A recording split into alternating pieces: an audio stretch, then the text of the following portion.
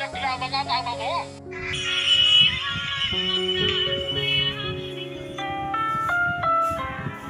Ang programang ito ay rated SPG. Striktong patnubay ang gabay ng magulang ang kay... Nalaman na ni Don Pepe ang totoo kung sino ang tunay na ama ni Zoe. Alamin natin ang mga kaganapan.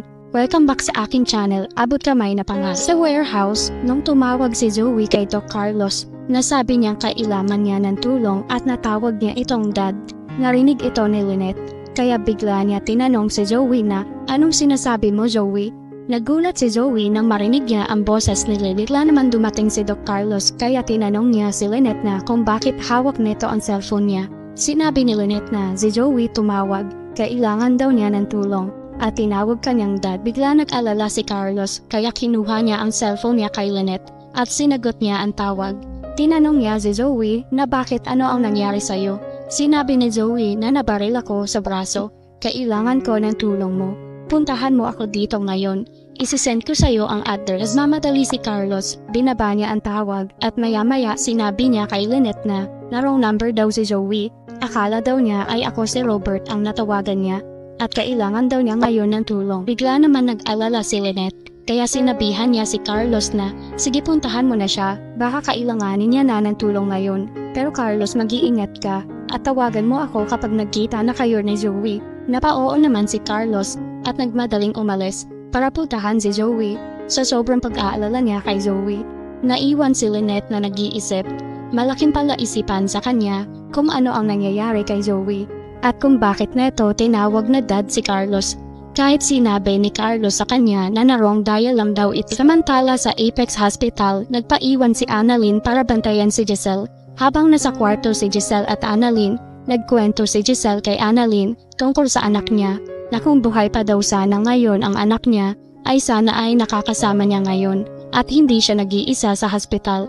Umiiyak si Giselle. Tahimik lang na nakikinig si Annalyn at maya-maya, nagtanong siya kay Giselle. Sinabihan niya si Giselle na wag sana neto masamain ang itatanong niya na kung ano daw ang nangyari doon sa tatay ng anak neto at asaan na daw ito ngayon. Nagulat si Giselle sa tanong ni Annalyn. Hindi niya alam kung ano ang isasagot niya dahil siya mismo ay hindi niya alam kung asaan na ito ngayon.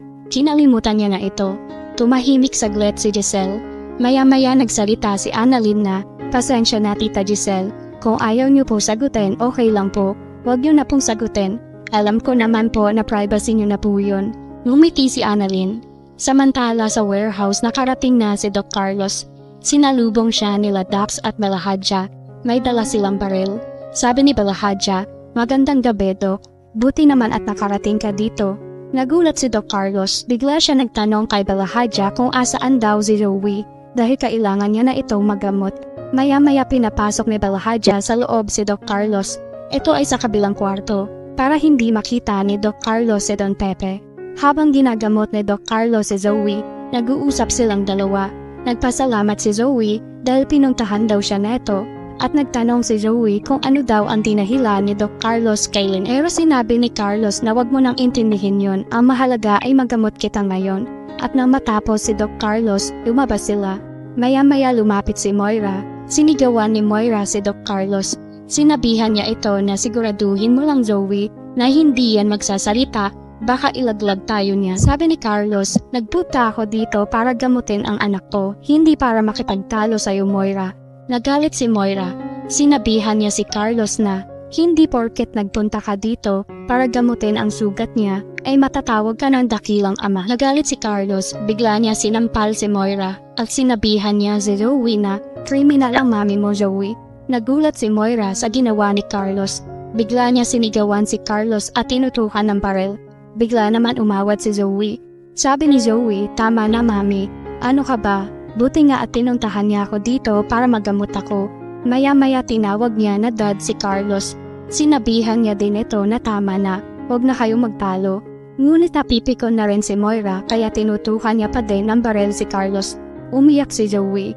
Hinawakan niya ang braso ni Moira at sinabihan niya si Moira na, "Mami, parang awa mo na, wag mong papatayin ang tatay ko. Bitawan mo yung baril."